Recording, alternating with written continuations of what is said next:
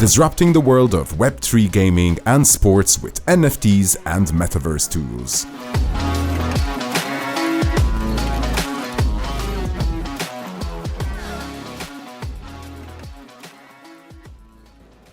All right. Thanks everyone. So my name is Luiz Persechini. I'm the CEO, co-founder of Sherwa. We're a Web2/Web3 gaming platform. We build communities and matchmaking for gamers on both Web2 and Web3. I wanted to welcome my two co-panelists here. I'm going to be moderating this session, so I'm probably going to be speaking way less than these guys, hopefully, because they have a lot of knowledge around what we're about to talk about. So first, let me get my notes here, because I have their bio, and I'm going to do a quick bio run-through, because these guys are really like two huge entrepreneurs in our Web3 area. So first, I'm going to start with Ney. So Ney Neto. His bio says he's a visionary artist and entrepreneur, which I believe. He's currently Upland Latin America leader.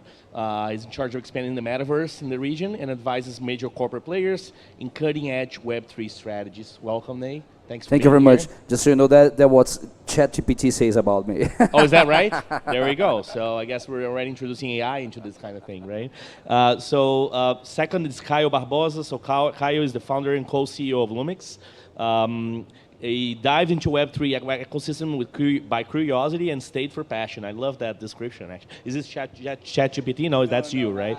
Okay. So today he runs Lumix Studios, which is the leading Brazilian startup that offers Web3 infrastructure to easily enable companies to leverage the potential of blockchain technology. I absolutely love that. We've met before. Thanks, both of you guys, for being here. And I'm going to start with the huge elephant in the room, which is... everyone keeps talking about that. Is the metaverse dead? I'm going to maybe hand it over to Ney first. Is the metaverse dead?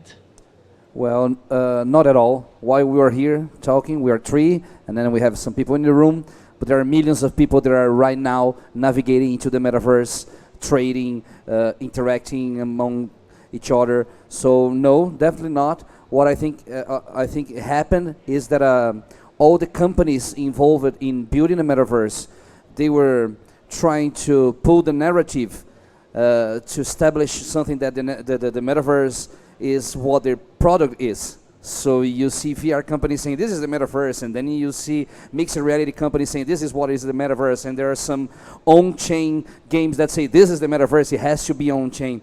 But that brings that sense that maybe it fell down, but in fact it's not. There are millions of people, and every day we see more and more people adopting Web3, tokenization, metaverses as platforms. We see major brands also adopting 3D spaces and metaverses as their way to communicate with their communities and consumers. So no, it's not that. Some projects maybe fell down. Some were discontinued, like the Disney one, for example, but that doesn't mean that the metaverse is dead at all, and even doesn't mean that it was replaced by the AI. It's just another hype. It's a hype cycle. It was the metaverse, now is AI. In a couple of months, it's going to be another thing, and then another thing, and then another thing. But the technologies don't die; they just evolve. Oh, that's the great answer, Caio. I'm going to hand it over to you. Is the metaverse dead? Not at all. I truly agree with Ney. I actually think that what Ney says is like perfect. The whole narrative was most focused on products and proprietary platforms. But the metaverse is not a product. It's not a specific platform. It's much bigger than that, you know. And I truly believe that this is the way. In the future, I don't believe that we will have one metaverse to room them all. We need like a lot of platforms. Hopefully they will communicate with each other. And then I go to Upland, I buy something, and I go to the, imagine like Apple one, and I use this something on this space. So I truly believe that in the future we will have interconnected spaces with different approaches, different goals, and different use cases, but hopefully they will communicate. As Ney said, currently we have been seeing, again, a huge number of brands trying to experiment and use this technology for, customer retention, to reach a younger audience, Gen Z, for instance. Actually, this week, or last week, I don't know if I'm right, Nike announced a partnership both with EA Sports Yes. and with Epic Games. So Nike has the Swoosh project, which is like a co-creation community for creative people. And then right now, they will launch more details in the future, but people are speculating that you will be able to use your Swoosh NFTs inside FIFA, for instance, with the EA Sports, or in Fortnite. So imagine that, how huge we will be. So I truly imagine that it will be the future. So definitely, I guess we both agree, and we all agree it's not dead. I think my personal take, real quick on it, is the metaverse has never been dead. It was actually has probably never been more alive. The reality is that some projects did die. Meta spent all that money on that ridiculous kind of project. It never really took took flight. But you continue to see the Fortnites and the Robloxes and the Sandboxes and everyone and all these environments continue to grow and flourish, right? So I also agree that the metaverse is definitely not that. But I want to take the segue that you were talking about the interconnectivity between metaverses, and I think that was about a year ago, when this thing was still very hyped around the media and everything. That was one thing that people kept talking about. Like, are you going to be able to use your NFTs from one metaverse to the other metaverse? Is this going to be transferable between wallets and things like that? So I want to take maybe a little bit of a broader approach here, is because you have two narratives, right? You have the metaverse from a Web2 perspective, no blockchain, nothing like that. And you have the metaverse from a Web3 perspective. And I think, you guys are more involved in a Web3 perspective. And the advocates for that, they constantly say that the metaverse cannot be sustainable in the long term if it's not from a decentralized Web3, transferable perspective. Do you agree with that? And how do you see Web3, blockchain, NFTs flowing through the metaverse going forward? In my opinion, I believe that the infrastructure, like blockchain, tokenized assets, and all that stuff, what I consider, I will consider that the Web3 type of metaverse won if we don't talk about it. If you just use it, we just purchase things, we just interact with things without even know what is blockchain, what is an NFTs. Because right now we don't ask what is iOS, what is Android, what is whatever. So I believe that as the technology evolves, it will be more invisible. So yeah. I understand you are working on something like that, right? Yeah, kind of. You can talk to us about it. Yeah. Actually, whatever we do at Lumix is that we are a Web3 infrastructure provider, but our customers are Web2 companies. So these guys, of course, they want to leverage the potential of the technology. They want to use it for whatever they want, but it needs to be in a way that you doesn't have the friction of the journey, right. Okay, I will integrate my system, my app, my platform with Web3. I will accept crypto, but I am a public company. I can't have crypto in my treasury. So how can I handle it, So there's a lot of things that need to be solved before we have like a huge inflow of brands and like investing heavy in this kind of stuff and in integrating in their core businesses. But I truly believe that the aspect of interconnectivity between metaverses and platforms will be like, for me, is like no-brainer that it will need to happen if it's not like the transactional part of the things is the core. Because when this platform started to grow and all the craze with NFTs and all the stuff, everything was focused on the financial aspect, yes. So we have a lot of speculation. We have a lot of use cases that don't even really have, don't even solve real problems or have real applicability, right? So that's what I believe that will be needed for us to have a real metaverse with real application. Nate, what about from an upland perspective? How do you guys see this interconnectivity and the whole blockchain thing serving as a backbone of the metaverse going forward? Do you think that's absolutely necessary, or do you think it's just a good to have? I think it's necessary for massive adoption, and it needs to become invisible, just like Caio was saying. Where I am now in the upland, Metaverse, we're lucky to have like one of our founders that is the chairman of the Open Metaverse Alliance organization. So I invite people to get to know this. It's oma3.org, and it's a call for builders, startups, tech companies to be part of that movement. We call this a movement because if the companies that are building this space, they do not come to that consensus that we need to be bridging the assets of our consumers, that won't happen, nothing, never, that will never happen. So we strongly believe that the builders, the Web3 builders, we need to have this as an objective, right? In the case of Upland, our users, they have every asset in the EOS blockchain, so it's EOS, but we have a bridge that the users can send it to Ethereum or Wax blockchain, so we're more and more opening the bridge for other blockchains.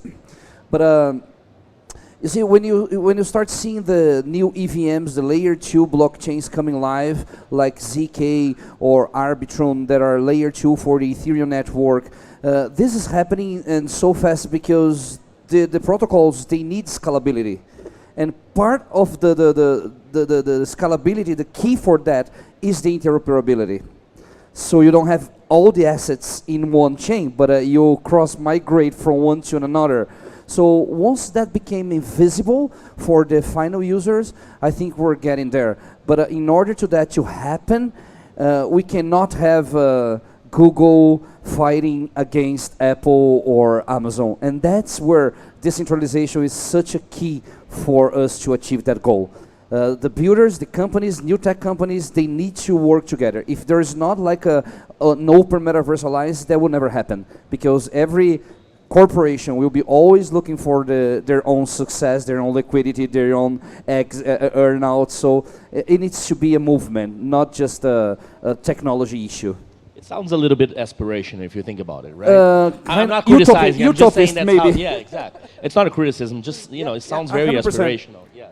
Precisely. I think it is very inspirational, and we are building it. We saw what didn't work on Web 2, right? So where's your data? What are the ethics? Who's controlling your data? Who's controlling all the transactions? We are now building the next generation of the web, and I think the mistakes we've made prior needs to be kind of our indication on the new path we should take. No, thanks for that. And I want to touch on a slightly different subject here. We keep talking about, and every time I've been involved with Web3 and crypto for maybe 4 years. Probably the max people have been involved is 8 years or something like that. But so it's not a long time, but it's still enough time in this environment. And you keep hearing about mass adoption. Right, that's all we keep hearing about. When is mass adoption coming?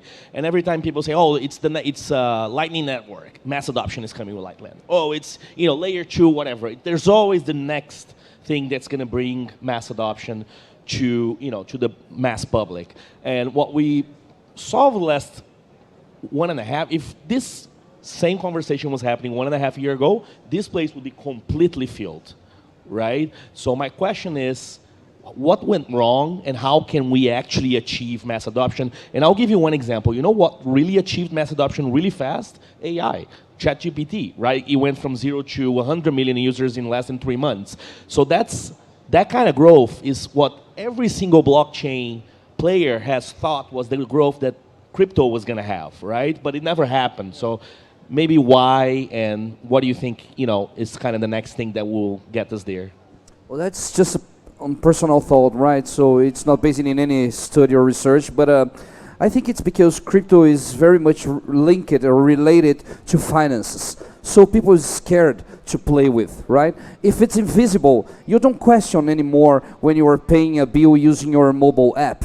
But if you ask my grandmother 10 years ago, "Hey, grandma, you can pay your bills using your mobile phone," she would do like, "Are you crazy? I need to go to the bank." So I think we're kind of in the same place right now, and there will still be some years ahead where we need to make it invisible. And I insist on that, like it has to be invisible because you don't think what are the protocols you're using when you're accessing your bank mobile app and you're doing financial translations. You just trust. you trust the technology, you trust the bank, you trust the institution, and for me, the barrier for the mass adoption when it goes to Web3 and blockchain and digital wallets is because of that. Too much speculation, too much negative media with the 6 million monkeys, JPEGs, and that created like a fear in the people to adopt that. And when I say fear, it's not only the final user, but if you're a restaurant, for example, you are also scared to implement crypto as a payment method.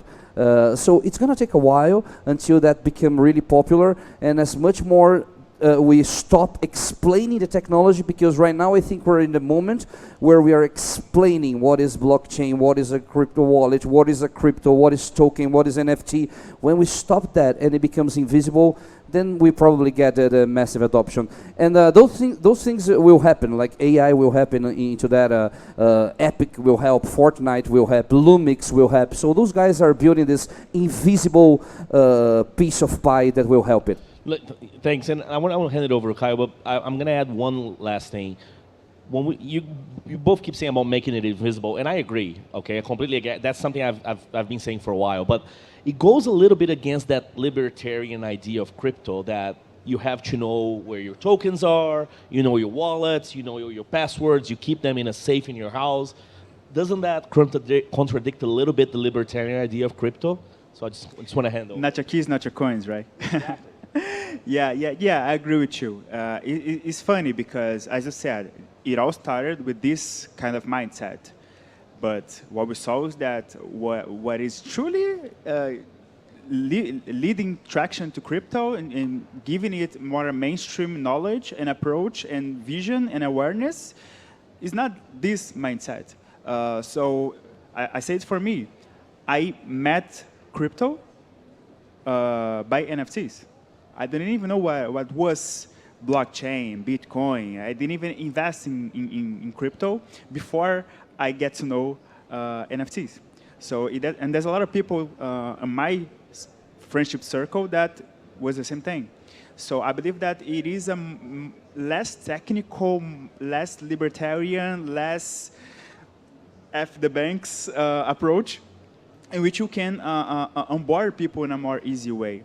And one of the things that I truly believe, based on that, is that when it comes to, sorry, just a quick addition to what you said, I remember something. There was last week or like 2 weeks ago, we have like this kind of controversy with Ledger, right? Ledger, if you guys don't know, is like the leading hardware wallet provider. Yeah.